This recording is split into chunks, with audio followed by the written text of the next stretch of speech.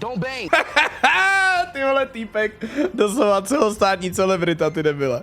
Co se mu stalo, vole?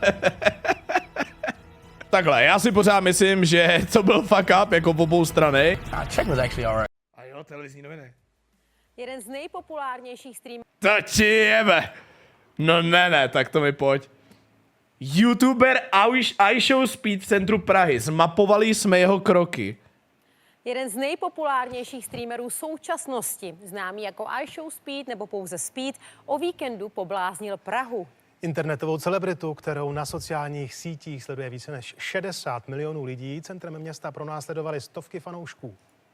Vzal si na sebe dres české fotbalové reprezentace a se svými bodyguardy vyrazil do Prahy. Já jsem, kámo, taky koukal na to, jak ten Koranteng je úplně nadšenej, vysmátej, ty vole. Ulic. Cesta populárního streamera Speeda začala právě tady, na náměstí Republiky. Ve chvíli, kdy vystoupil z auta, už jeho živé vysílání sledovali desítky tisíc lidí. A čeští fanoušci na sebe nenechali dlouho čekat. You gotta do it. Form. Za necelé 2 hodiny v Praze toho stihl dost. Nejprve obdaroval bezdomovce, pak ochutnal trdelník na Staroměstském náměstí. Objednal si Je tam Martin? jednou klasický trdelník, chtěl Ježíš, chudák, tady ta typka. zkusit, co to je. Jeho kroky pak vedly na Karlův most, kde si nechal nakreslit karikaturu. To vše se zástupem fanoušků v zádech. V jeden moment zakročila i Speedova ochranka. Don't bang. Ty vole, týpek, doslova celostátní celebrita, ty debile. Pojď mi. Wow. K incidentu byla přivolaná i policie. Na linku 158 jsme přijali od náhodného kolem jdoucího oznámení o tom, že v ulici Křížovní Kámo, prostě vem si, že Speed Update se dostane do televize, prostě x.com/Speed Updates. tom, že v ulici Křížovnická dochází k potyčce To je ta borka, co mu nechtěla podat ruku a nakonec je ještě v televizi. Jo, teď proto říkám, chudák ta typka, no. mezi několika osobami. OK. Ahoj, Skibidaku, bude ještě někdy stream s Albánec, protože stream s Alkanem byl po pici. Děkuji za odpověď. Albánec, asi jsi myslel Alkana, ne? Bude.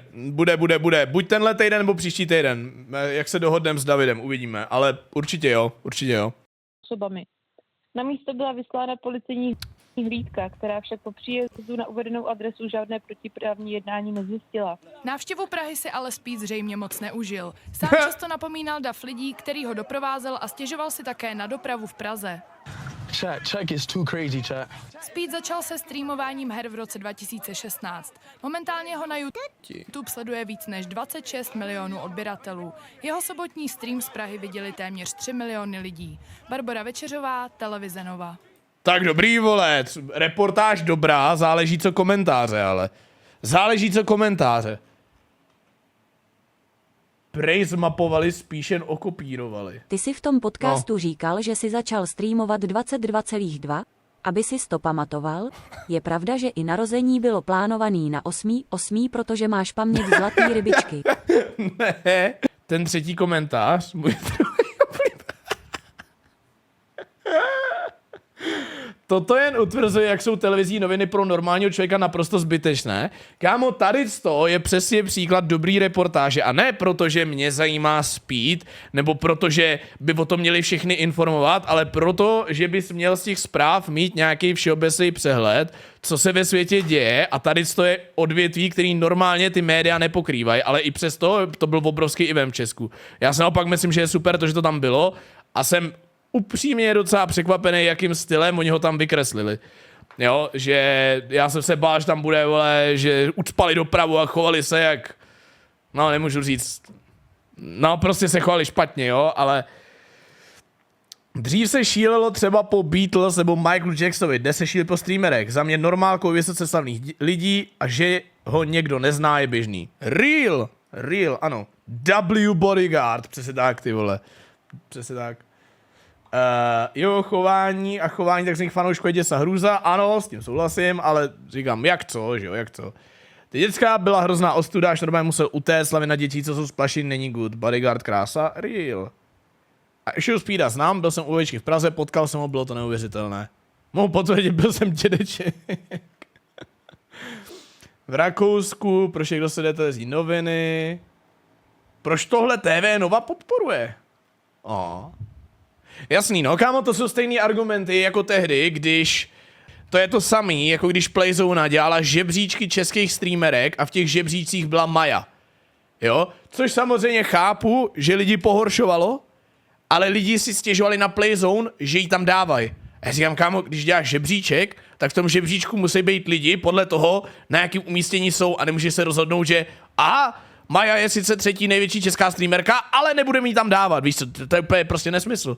Jo, stejný jako tady z toho, že lidi prostě píšou, tady to je špatná reportáž, tady to je přesně důvod, proč je nová špatný médium a tak. Já říkám, kurva, prostě vole, je to médium a máš dělat nějakou, máš zpracovat nějaký informace a předávat je dál, kurva, to je za prostě píčovinu. Pete uznal, že to byla jeho chyba v Česku. Poland, Austria. I'm sorry for Czech Republic. Yeah, chat, that's kind of my fault, y'all. That's kind of my fault, y'all. I should have went to, I should never went to the most, like, I wanted to see the good tourist parts, but it just didn't go well, y'all. I just should never went there, y'all. Yo, everybody subscribe, y'all. Come on, Austria, let's get this 620. OK. Hele, na druhou stranu, takhle, já si pořád myslím, že to byl fuck up, jako v obou strany, ale líbí se mi to, že aspoň nevypadáme jak totální čuráci. Jo, že nevypadáme jak totální čuráci a že řekne, že prostě jo, vole, neměl jsem chodit na ty hlavní, víš co, turistický spoty a to je fajn, to je fajn, to je fajn. Good, to je hezký, to je hezký. 2,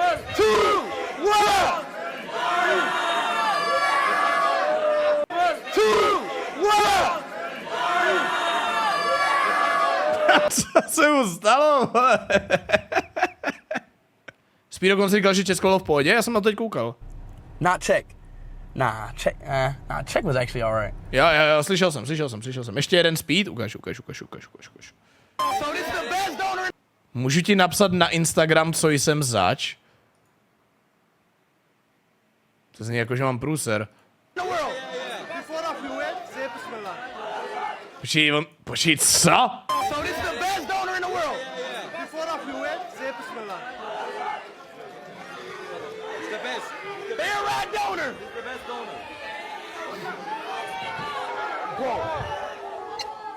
Somebody stole green apple on me. Somebody me in my stream. What green apple? Who threw that green apple, bro? Somebody just threw a green apple at me, bro. In the stream. Ale dobrý, ale skončilo to stream nebo ne? Skončilo to stream nebo ne? To je to, co chci vědět. Je mi 17 a jsem neskutečně vlhká z dětků 70 let a víc. Jo, to je zaksi, co? Líbí se mi, jak jsou blízko smrti. A představa, že mu ho pokouřím a on přitom odejde na onen svět, mě naprosto vzrušuje. Začalo mi to už ve 13.